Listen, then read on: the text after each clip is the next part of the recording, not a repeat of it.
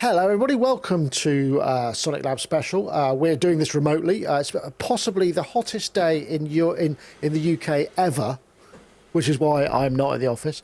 I'm here with Louis Rugg from Spitfire, who's one of the resident composers. Nice gig, by the way, Louis. How are you getting on with that?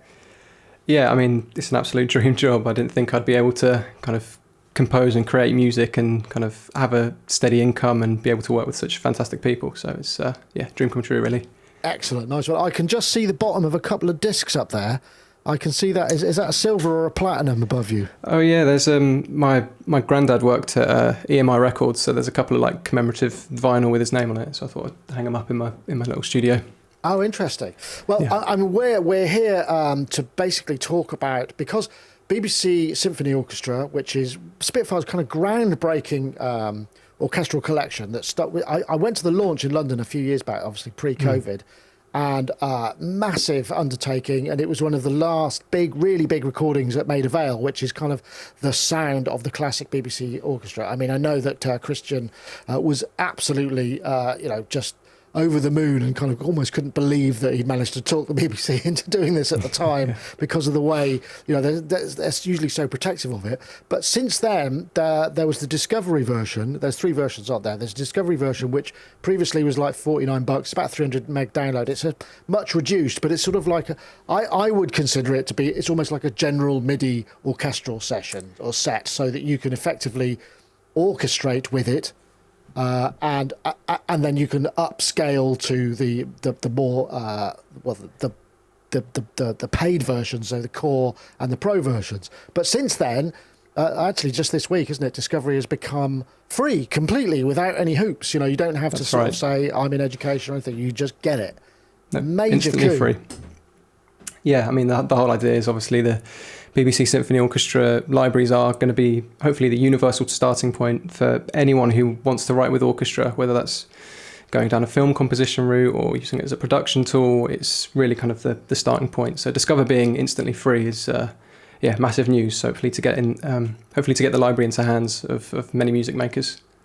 And the thing that's really interesting about it, I mean, because it's quite compact. So what is it that's sort of reduced? Is it just the number of articulations, mic positions? They've just kind of, it's sort of no frills, but it's all sort of still there. There's just less. Yeah, so we don't right? have the mic mixes in Discover, and there are kind of your standard articulations, the longs, the shorts, tremolo, but you do get the whole range of the orchestra. Again, still recorded in the kind of in Maida Vale, same player, so it sounds just as cohesive, just a lot more stripped back. So this is the thing that I find fascinating, because the idea is that it can then upscale. So if you're sort of Billy Nobody somewhere and you just come up with an orchestration and somebody goes, yeah, we want to use that on the record, and you go, wow, I've got the gig, but I can't, at the moment I haven't got the means to do that, but then maybe goes up further up the chain to someone who could then orchestrate it, or you then buy a bigger version, the core or the pro library, you can then fill it out and make it more fulsome, I suppose would be a word I would use. Yeah, exactly. I mean, this is one of the only libraries that's got this really incredible kind of mode switching feature. So if you can see on the screen, we're in the Discover version at the moment. Simply by clicking up, we can go to the core version. Simply just the click of a button and everything's retained, and you've kind of unlocked everything that version of the library has to offer. And it's very easy to simply switch your entire session into a kind of upgraded edition of the library to be able to kind of mix or tweak. I mean, it's a great learning tool. If you had a class full of students and they were using Discover and they went home and were writing a composition for their kind of school project, it could come into school, and if the school had the core edition available, they could come in, bring their session, plug it into the school computer and load up core, and it's as easy as that, really. Because one of the things that Christian and Paul were both really keen on is this sort of idea of bringing orchestral music and orchestral composition to a wider audience, and this absolutely would do that, I guess. What I really like about looking up at the screen again, the Discovery version, is it's so easy just to sort of click on a section of the orchestra and go, yeah, that. And I really like that. I think that's a bit of genius UI. Yeah, well, what's lovely is that if you just simply hover over an instrument section, you have, a brief description kind of educating you on what traditionally each section would be used for. It's color coded just by instrument section, so you've got your brass in red, strings in green, woodwinds in blue, and then kind of your percussion and harps in the yellow there. So yeah, it's a fantastic learning tool. So I can see by the session here, each track essentially is an instance of Discover. It's not a plugin that runs multiple, it's not a multi-timbral plugin. It's you run each one on each track, right? That's correct, yeah. And what's great about Discover being so lightweight is that you're able to kind of run all these tracks, and it's not super kind of CPU intensive. Right. It's very easy to kind of sketch ideas out, whether you're on the go or, if you don't have drives available to you. I mean, being a composer at Spitfire, we have a hell of a lot of libraries. We usually store them on a hard drive or something. But the great thing about Discover is that can go straight on a computer without it kind of... Okay, let's have a listen then. So here's also Sprague Zarathustra showing off the brass section.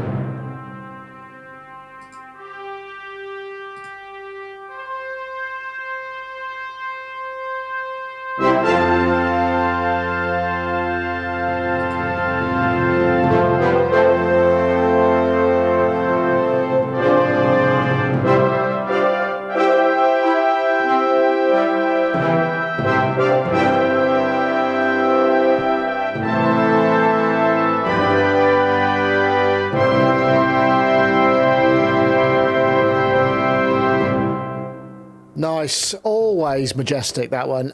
It's really interesting the way, because you could see there's a lot of controller information. Those two sliders on the left, are they what do they do? I can see one sort of volume, and what's the other one? Yes, on the left we've got the expression, which is generally the overall volume. If you're starting out kind of writing orchestral music, we usually kind of dip that up and down to kind of match a phrase. So we don't tend to kind of automate that one too much. And then the one to the right of that is the dynamics. So that is the actual dynamics of the instrument. It affects the timbre. Obviously, if you play a violin kind of louder, the sound of that is going to sound different the sound of that's going to sound different if you were playing that quieter. So presumably that's doing a whole load of sort of macro stuff under the hood with sort of filters and whatnot. Yeah. I mean, it's interesting. You can hear it where you hear that this is perhaps a slightly reduced sample set is on the timps, because you're not getting round robins and those kind of each hit is. But that, I mean, considering that what else it's doing, that's pretty amazing. Is there there's a built-in reverb and dynamics effects in it as well, isn't there? There is indeed. So in the Discover edition, you do get the reverb. So simply just sort of changing the dial there. Also, if you had maybe a set of a mod wheel or a set of faders to hand, it's as simple as right-clicking. You can kind of learn and wiggle a fader, and then you can assign it to your fader bank and kind of customize how you want to use this library. I mean, it's really important for those people who are perhaps not new to orchestral composition or even kind of string sections or whatever. I mean, those sort of dynamics and that stuff is a great part of the realism that you would impart, because otherwise everything would be sort of 127 velocity, and it makes it a lot easier to actually kind of impart that kind of emotive vibe to it with controllers. It's very much the done thing, right? Yeah, completely. Especially with orchestral stuff as well. If you really want to kind of get nice swells and movement in your pieces, you do want to definitely be automating your dynamics and expression. So if we were, I'm curious, so you're a composer as well, right? We were talking before we recorded. You didn't do the kind of full music college, university sort of learn how to do it.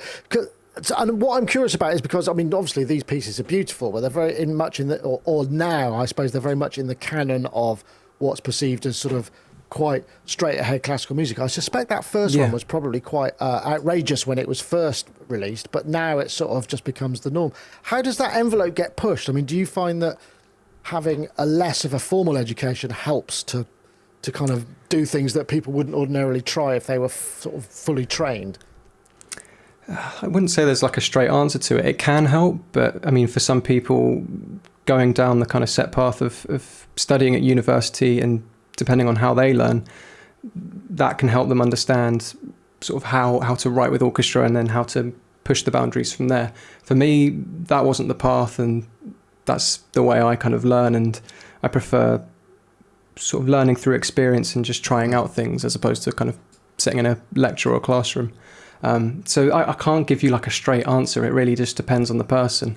I think the thing is also maybe people consider that most orchestral works now, most people are likely to be using it less about kind of performative works. It's going to be to picture, it's for media, it's media composition. Is that what you found that your skills are being applied to, or are there other areas that, that orchestral chops can be used in?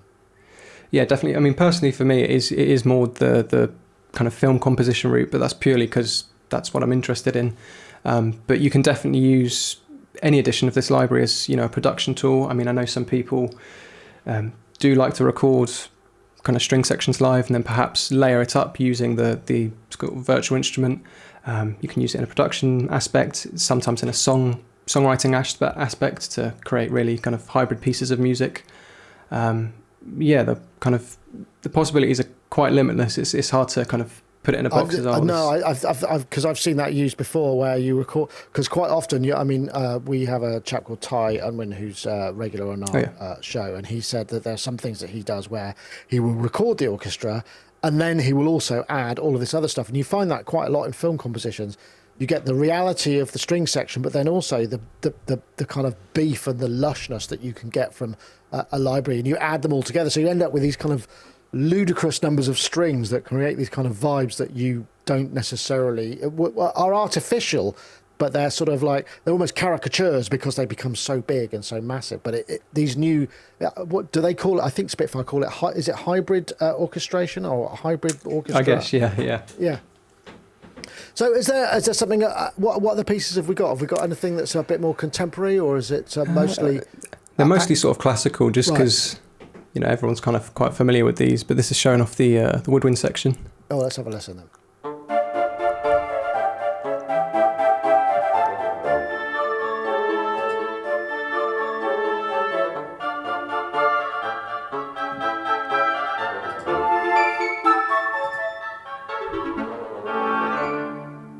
Is that Nutcracker? I think it's Dance of the Little Swans, Swan Lake. I should know that. My daughter studied ballet for years. I've seen it so many times. I always forget. Yeah. So with the actual stereo imaging of the orchestra, is that kind of stuff built into the plugin, or is that very much down to how you want it to be? I mean, because as you can see by that layout there, I mean, that's the sort of tradition or a traditional layout. I'm sure there are multiple layouts of orchestras. Yeah, I mean, if we look at the Logic session, I've done no kind of extra panning. It's all kind of built into the library. Everything's kind of positioned where they'd naturally kind of be seated in an orchestral arrangement. But by all means, within the plugin itself, you can also pan, kind of pitch bend things and really kind of experiment. Oh, that's interesting. So when they're recorded in the physical position, because it must be very tempting to kind of go, well, I want to cram as much as I possibly can in the left, right. But then I suppose that would be quite hard to decipher. And then I guess all the room mics all the phase would be weird when you were adding sections together. Yeah. So have you had the opportunity to be at any of the recording sessions for any of the Spitfire stuff? Because I know they're very meticulous about it, and I'd love to be a fly on a wall in one of those. Yeah, I've not been part of the BBC Symphony Orchestra one. I've not been to Maida Vale. I have been to Ayr for something. I can't quite remember what. I've only been once, but there is opportunity for us to kind of sit in on recordings if we can.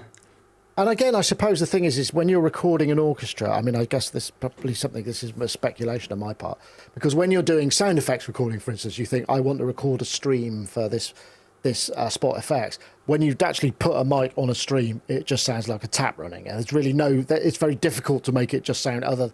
So I wonder if there's probably quite a lot of tricks to recording orchestras that make them the most they can be of that section, rather than just what they would be in the room. Because I mean, there must be a way, you need to bring them out and make them sort of almost super real, I suppose. Yeah, definitely. I mean, that's definitely more of a question for the developers. But But as we go on and we kind of explore more of the professional side of things, you'll just see the amount of mics we've recorded every single instrument in is pretty crazy, to the point where we've even got spill mics from kind of one section recording another. There's a lot of ability to kind of customize and really tweak the microphones in the mix. Yeah, I know. I can imagine that makes a lot of sense. So when you're working with something like this, when you compose, what do you start with, given a sort of a full orchestral library such as this? That's for me, coming from a kind of more piano background, I'll load up kind of a simple kind of piano VST, maybe something. We've got a range called Labs, which is completely free. I'd load up maybe the soft piano and just have a kind of a little noodle. And then from there, usually I start with the strings, maybe breaking it down into kind of rough chords, and then through that kind of choosing, right, I want this to be in a violin, I want this to be in the cellos. But yeah, I mean, when people ask me how do I compose, it's really quite random and unorthodox, which is kind of my whole through line to this. Often you ask songwriters the same thing and they say, well, it depends. I might have been tapping the back of a seat on a bus and I just kind of suddenly thought of a rhythm and then the song came from that, or I might have been singing in the bath. I mean, I suppose each and every one's very different. So each of the sections in this, are they limited to, can you extend the range to make them wrong, or are they fixed ranges in the terms of, where they actually, so a viola would go from, I don't know what the range is, but from A to B, but can you synthetically stretch that so you can make them sound a bit wrong but unusual at the same time? I mean, we do have there is a built-in kind of pitch bend feature, like a tuning feature within every edition of the library, so you can really play about with that and tune it either 3 octaves below or above the set kind of range it's meant to be. You get some really interesting sounds. Quite often you can get that. There's that thing, isn't there, where they record strings at double speed and then slow them right down. You get that, and you get the feathering of the bow. You just it accentuates certain elements of the sound that are maybe further outside of the range. So you can do that kind of stuff with this. So the tuning will do plus or minus 3. That is good. That's nice. So what else have we got? Let's have a listen to another little. So what's this? Oh yeah, another Tchaikovsky.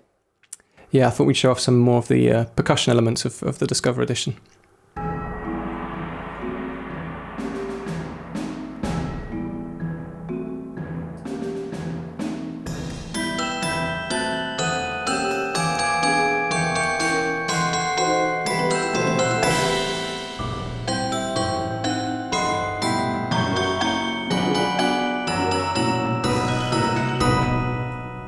That's so funny. I remember, you're probably too young for this, but I remember there is a version of that back in the day when they used to release, Roller used to release big multi-timbral sound modules, or not big, but the D110 had a version of that done with all the sort of sounds in the D110. This sounds an awful lot better than that, I must say.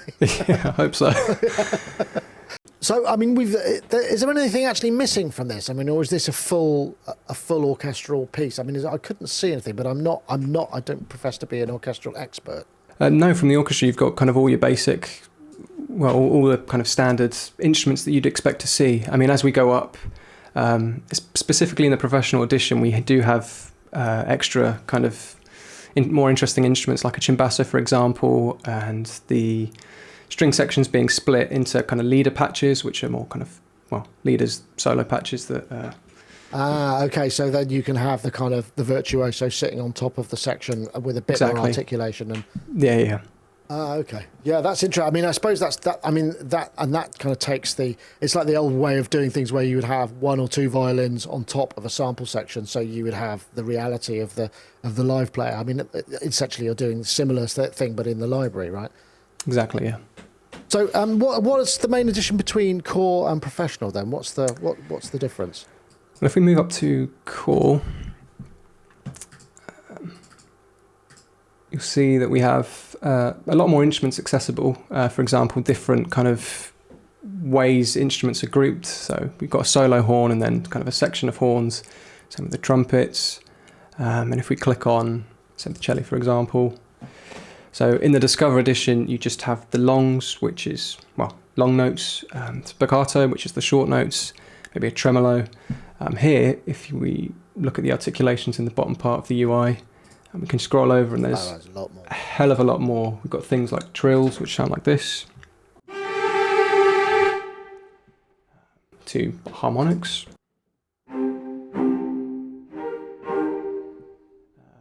Little Bartok pizzicato, which is quite nice, quite heavy. Oh, is that with the back of the bow? Yeah, that's right. Ah, okay. So yeah, there's a lot more articulations. But one of the main things that are in both the core and professional edition of the library is the legato patches. So we'd use these for more kind of solo melody lines. The transitions between the notes are way more realistic compared to the long articulations, which you'd use more for kind of building up chords or kind of a nice kind of harmonic bed. It's interesting that because Spitfire's articulations and the way they get the orchestras to play, they usually use some quite unconventional techniques and sort of composer-specific things. So it's good to see that they got the BBC Symphony Orchestra to do that as well.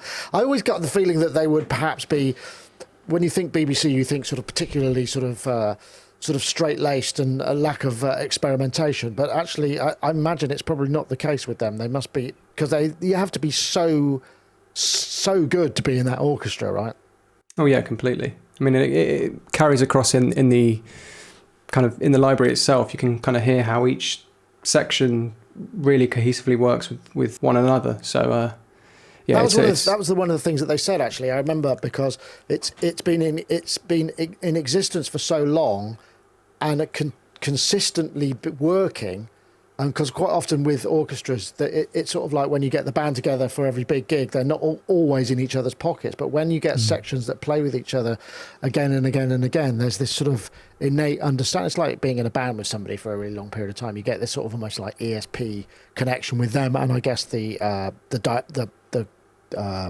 conductor. That's the word I was looking for, right? Have you had any of your works performed in terms of orchestras? Have you sort of made that transition from stuff that you've done in the computer and then had to kind of translate that into a bunch of people playing in a room with microphones? Me, myself, not yet. I'm still kind of feeling out and in my early days of what I guess I call my compositional career. I'm only in my early 20s, so I haven't had the experience myself to do that. But it'd be exciting to kind of hear how it's translated. I mean, I've sat in on some of Christian's sessions before, and it's quite interesting hearing how we go from kind of a virtual instrument to the live recording. I imagine it must be so hard if you're so used to getting the absolute what you need out of for sampling an orchestra, and then when you're with one and you have to get them to play your score, it must be very tempting to be very meticulous and kind of go, no, I want it to be exactly like this, which obviously in an orchestral situation is quite hard to achieve. I mean, I've talked with a couple of media composers, and one of the things that they say is it's not what you expect. You tend to have to kind of just hang on and hope you get what you need. That's why those kind of long-term relationships are sort of so important, because then as they get understanding, go, oh yeah, this is this guy, we always likes us to do it this way. That sort of stuff really kind of makes a difference. So what's the score? So this is free now. So the Discover is actually free.